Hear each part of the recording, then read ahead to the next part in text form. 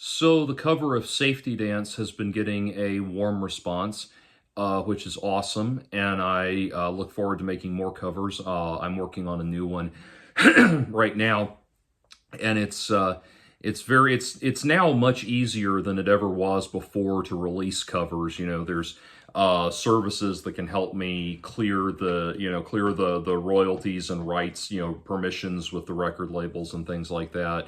And it's just much easier to do all of that. So I'm enjoying putting out covers, and I plan to continue doing that.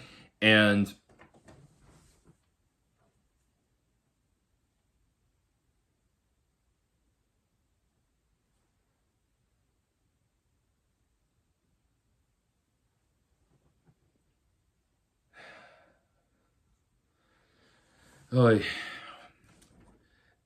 I know the real reason you all watch these videos. It's certainly not for me and my bubbly charisma.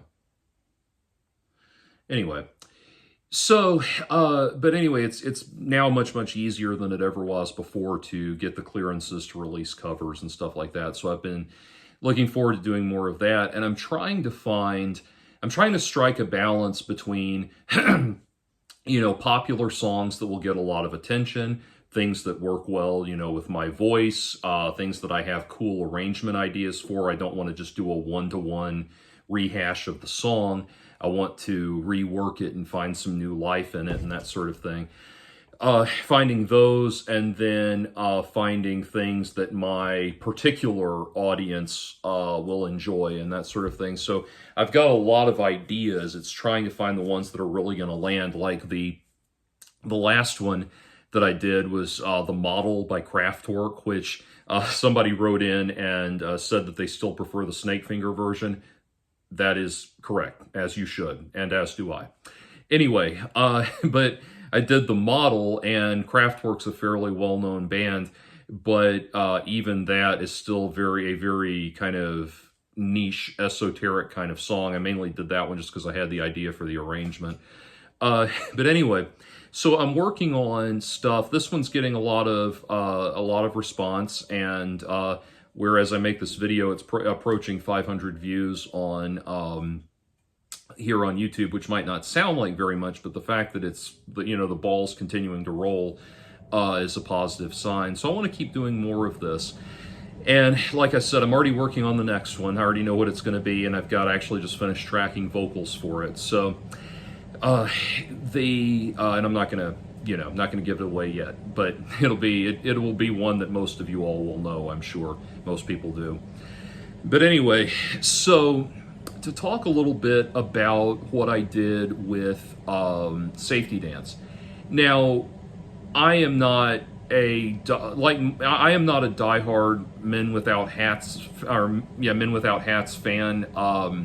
I'm not a huge fan of them or anything. Like most people, I just know the one song and that's it. And I like, it's one of those beloved kind of novelty dance hits from the 80s and everything, and those are always kind of fun and timeless. And so it was a fun song to do, and I saw a lot of potential in it for different ways that you could, different ways that it could be explored and things like that. And so, and also I think that there's something really kind of magical that happens when you take like dance pop hits and reimagine them in like an industrial hard rock vein. That's happened so many times, hard industrial heavy metal kind of vein and everything. That's happened so many times, and it's always sounded so good when, probably the most famous one is Marilyn Manson doing Sweet Dreams, and then, also when he did Tainted Love, then 9 Inch Nails doing You're So Physical, and on and on. When Cradle of Filth covered Temptation, when Disturbed covered Shout, similarly when they covered Land of Confusion. And then there's other people who have done similar things in different styles, like what Gary Jules did with Mad World, which, the Gary Jules version of Mad World, the Johnny Cash version of Hurt, those are versions of those songs that transcend the original versions. So it's kind of a fun and fascinating thing to do like that. And Safety Dance, I was singing along to it one day, and I was singing along to it when it came on the playlist or something, and I realized how well it's set with my voice, kind of that upper baritone register that he uses is right in my wheelhouse. And so, we can dance, we can dance, that thing, and where it's really nasal, the kind of nasally, they're not British, but kind of that British sort of voice like this. We can dance, right there. It kind of just sits really well.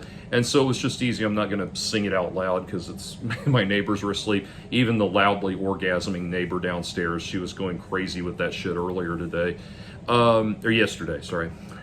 But anyway, but it's I was just singing it. It was sounding really good. And so I thought, well, maybe I could do something with this. And it was really fun to kind of layer it. I had the first thing when I thought about the instrumentation and how to do the arrangement, there's two versions. There's the single version, which initially that came out and flopped, and then they released the long playing version, which became a dance floor hit. And yes, it did. And the dance floor version does not start out with that bum bum ba da da dun dun, that little string synth line or whatever it is, that bouncy, I don't even know what kind of instrument they're trying to emulate. It's like a violin harpsichord hybrid or something, but that little intro riff that it starts with, it doesn't start with that. It just starts with the bass line and the drums, and it does the "we can dance if you want to, we can leave your friends behind," the little kind of rapped, I don't even want to call it rap, but spoken version. I took that part and put it in the middle because I thought it would be a nice breakdown. I thought about doing a guitar solo, and it really just kind of, it didn't fit. It took away from it. Like, this is one of those things where the whole thing is just this driving groove. It's unrelenting, and everything is just emphasizing that beat, and a guitar solo kind of pulls you into that and away from the beat. So I didn't want to do that. But I needed some kind of breakdown in the middle, latter part of the middle section right there. So I took the spoken part and did it there. But it has that little thing, that little odd thing, bum bum bum ba dum ba bum bum ba. And I was thinking about that. I was always thinking of the episode of Futurama where the '80s guy the guy with terminal bonitis gets thawed out and goes back to being like the Gordon Gekko parody guy, and he goes back to being this like badass '80s guy running Planet Express, and he's always saying, "Hey Fry, you remember Safety Dance?" Da da da da da da da da. And that's kind of that riff, even though it's really only in the long playing version. It's not in the short playing version. But that little like irritating octave riff, that infectious riff, is what everybody associates with it. So I thought, well, I'll just blast the living hell out of that. So I got that orchestra hit thing, the big orchestra hit thing that you get from that you can get on the X-Band 2 mounted rack in Pro Tools. And I got that and put the octave thing into that and had it play that, and bum bum bum ba-dum ba-dum bum bum, and had it do that, and then put like tons of compression and reverb on it so we can get this gigantic, massive sound. So it's just as fucking loud as we possibly can, and it's just as, in your face as possible. And so I did that, and the whole thing kind of went from there. And so as far as the actual instrumentation, there's a lot of layers in what I did there. So one of the things is I took there's a 12-string guitar in there that I wanted it to come out in the mix more than it did, but I had a lot of trouble getting it to come out. And I think that was the thing where it was like, I don't have that 12-string. I just borrowed one for like an hour and gave it back. And so I did that, and I did some acoustic guitars for some other covers I want to do. But the one of which is my idea for an arrangement of Richmond, north of Richmond. That will be very surreal if I put that out. But anyway, but I recorded with it, and I think what it was that I can still get good guitar sounds out of it. There's post post-production stuff you can do. But I realized what it was it was a 12 string, it was a Martin 12 string with active, with an active pickup in it. And so it has like the onboard thing where you can raise and lower the bass and mid and treble and that kind of thing. And I just sat down and went to work and didn't think about dialing out the mids at all and just making it all treble, which would give it that nice, like, 80s, every rose has its thorn type acoustic guitar sound. So that was a little bit of something I had to kind of dial out in post and everything. And even then, once I put the distorted guitars on top of it, it got even harder to pull through, just because you have these two instruments that are both occupying that same range, right within a fifth, basically a fifth to a major sixth above and below middle C is where all of these, power chords are landing in that little space. And so when those power chords I was putting in there are landing that way, it gets really hard to blend the acoustic. And that's why I didn't even put it in on the choruses. Like, we don't need it at that point, but we need that kind of, there's something going on in the original song that sounds like a 12-string acoustic. I don't think it is a 12-string acoustic, because like I was basing my arrangement off of, there's a website called Songster that has all of the parts for these songs. Songster with 2 R's has all the parts for these songs. And so I was basing my arrangement off of that.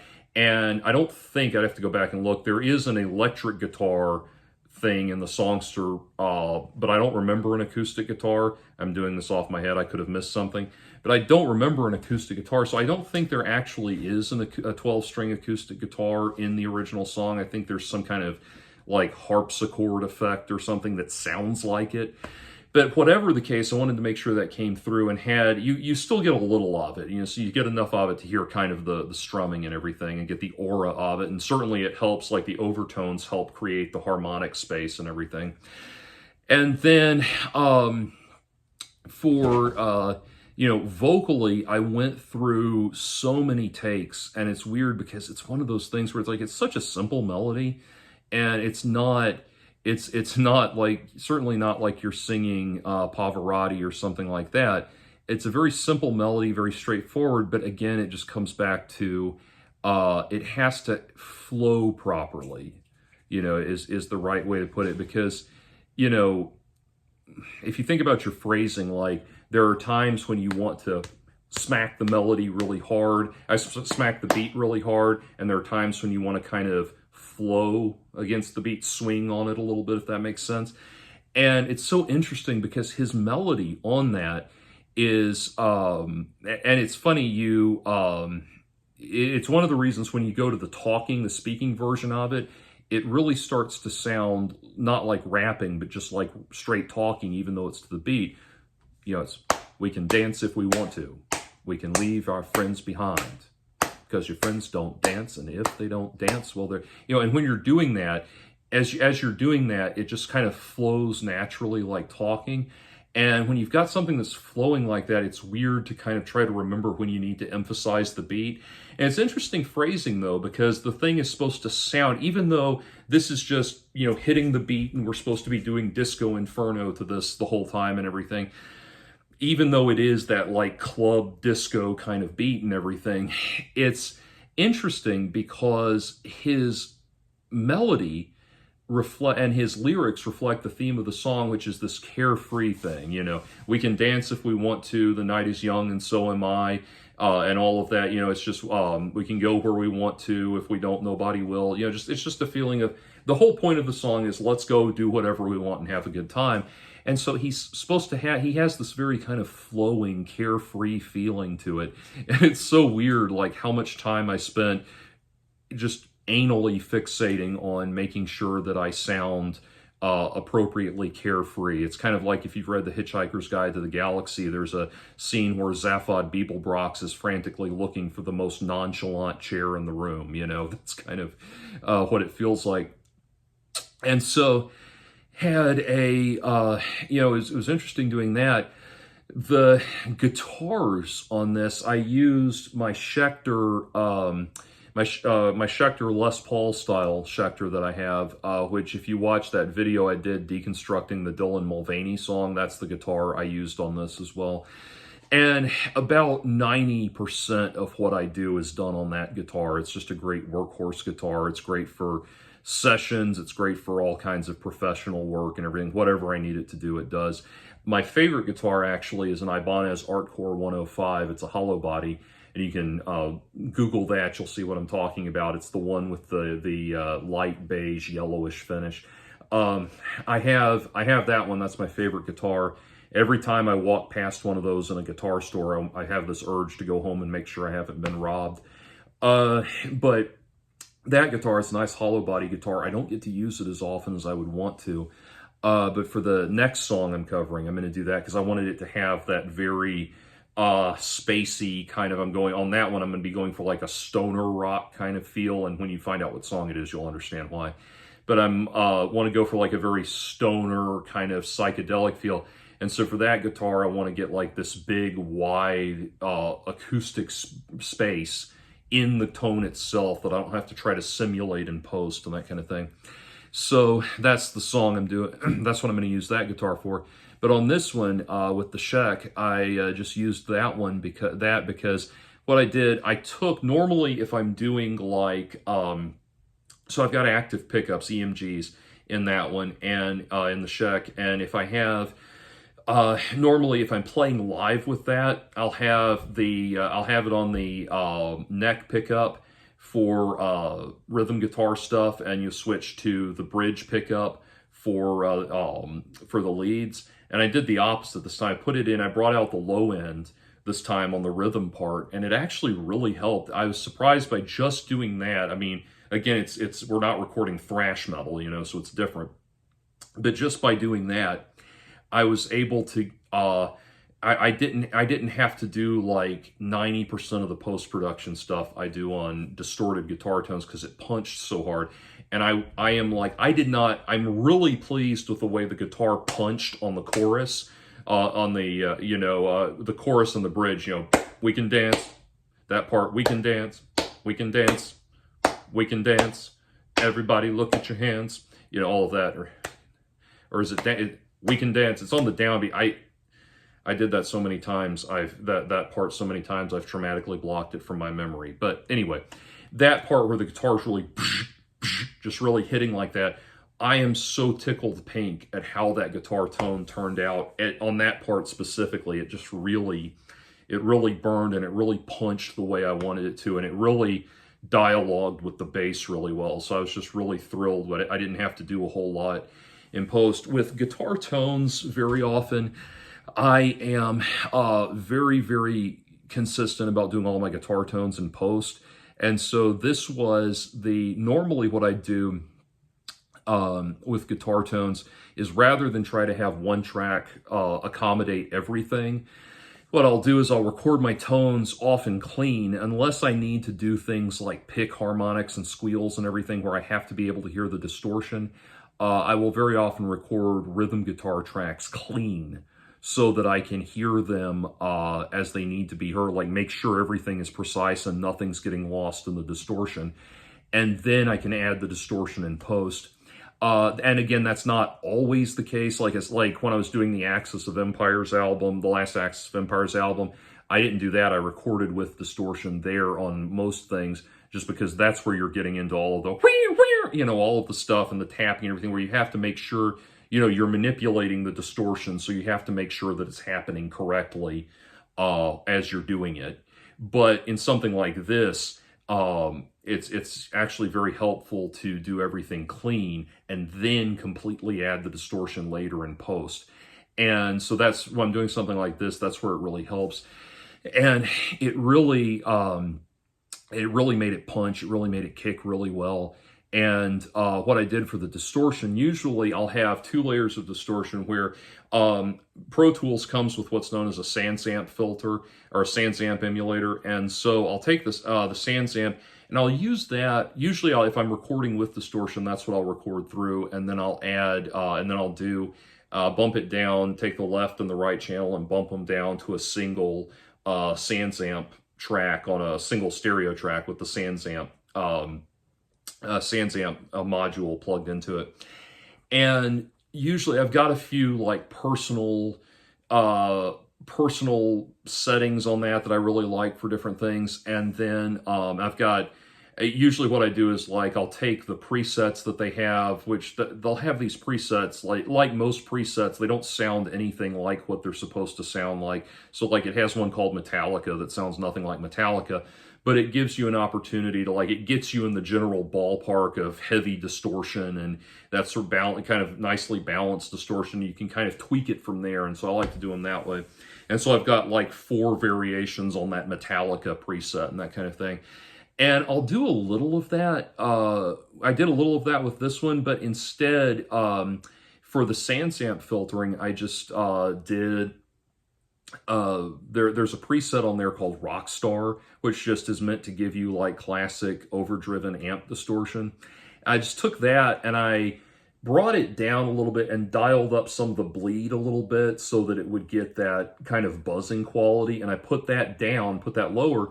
And then the main distortion was carried with another plugin called Grind Machine. And Grind Machine, it's funny, when you I don't have the paid version of Grind Machine. I just have the free giveaway version, which has 2 amp heads, two amp modules, an added gent distortion, simulated gent distortion pedal, which just gives it more presence, and a couple of classic heads and a couple of I think 3 or 4 different amp models to pick from and everything. Between all of those, the options, there's like probably like 1,000 different combinations that you can do between the dials that they present to you, the dial settings and the amp simulators and head simulators and everything. There's about 1 million different things you could choose from for those. So I've actually never really felt like I needed the full version, though if and when I upgrade my whole system, I'll probably pony up for the complete version. But anyway, so the main distortion from this was done through Grind Machine. And the more I've gotten confident with Grind Machine, the more I've been leaning into it for my tone, because the SansAmp is great for getting these kind of like cushy beds of distortion. And a lot of times you'll see it like you'll see producers like using it to modify an amplified tone and that kind of thing. Like I've been in studio recording sessions where I was being run through a mic'd up amp into a track on Pro Tools that was hot with SansAmp while I was recording it, that kind of thing. So you'll see it modifying stuff this way. But as I've gotten more confident with Grind Machine, I did not even need to do a reamp with this one. Like normally with tracks, I'll reamp it through my my live amp over there, which is a custom with a K, custom head and a crate amplifier, the crate amps that were so popular in the 90s. It's a crate 4-speaker cabinet.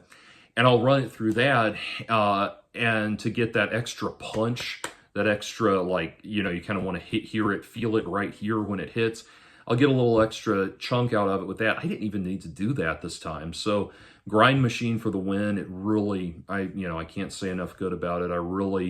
It's finicky and temperamental, and you can, if you don't know how to set it just right, you can sound like a real idiot, but I've been really loving it, absolutely loving it. In fact, so far on the next track I'm doing, I think pretty much all of the distortion on that has been through Grind Machine. I might do 1 layer of SansAmp because it's going to have, like I said, it's going to have that stoner rock kind of feel to almost quasi, like, Queens of the Stone Age, Caius type stoner rock feel to it. So it might almost have, like, I might put a little bit of that in there to just beef up the high ends, the backgrounds and everything. But by and large, Grind Machine has been it. So those are my main observations about covering Safety Dance for the artwork. The artwork was again done with Midjourney, and that's actually one of the fun things about doing these covers now is, again, I understand the controversy about what AI art is doing to real artists and everything, and I I join your frustration with the people who call themselves AI artists.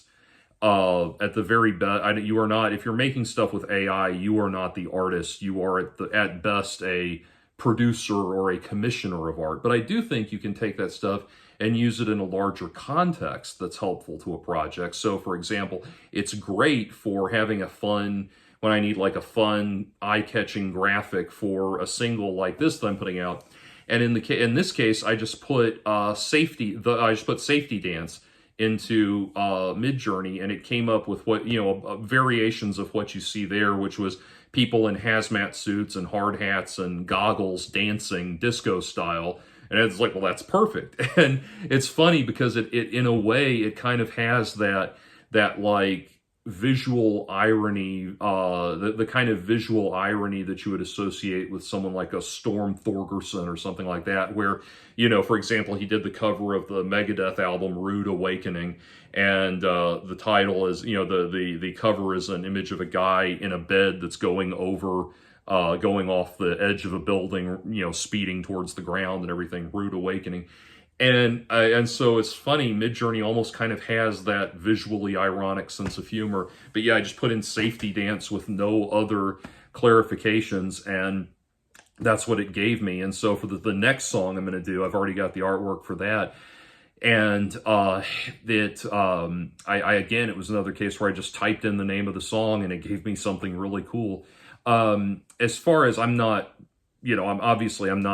qualified to talk about the creation of visual art as I would be the creation of music, but the only thing I've ever really had to do with those Midjourney things is like on the new one I've got coming out, it was the colors were not as bright as they needed to be, so I put it into Photo Leap and like brought out some of the colors, made them a little brighter. But other than that, it was just literally just putting the title in, which is so cool. And again, I would love to be in a position where I could actually hire actual artists to do these things. I would much prefer to do that. Granted, one of the things that Midjourney takes care of is like, the long development process. It ameliorates that very quickly. But anyway, I would prefer to be able to hire actual artists.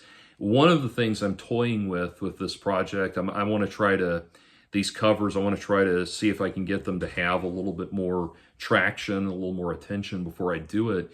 But I'd like to see about ideally getting just a small, like, maybe a small Patreon thing or something going to support these covers, because it could really start to get fun at that point. I could start to, I have friends that are musicians, and they will help me out in a pinch with things, but if they're going to be regular contributors, I'd like to be able to pay them for their time, that kind of thing. So I'd like to be able to start doing stuff like that and upgrade my studio situation, that sort of thing. That's all, very speculative and very down the road. I need to really get this thing reliable and churning first, but it's been super fun, and I'm glad. I'm touched by the kind words on Safety Dance. I'm glad everyone enjoyed it. I do, as far as my overall vision, by the way, for that song, I do really love, like, when, we see, like, just today on CBS Sunday Morning, they had a thing on, The Who's Tommy is back on Broadway. And I love the like rock jukebox type musicals where they take these songs we all love and they beef them up with huge Broadway level instrumentation and everything. And, we saw things like that, like with Moulin Rouge, like with Across the Universe, although I was mid on that movie, but some of the arrangements were nice. I love seeing stuff like that. And so that kind of motivated what I did with that too. So anyway, onwards and upwards.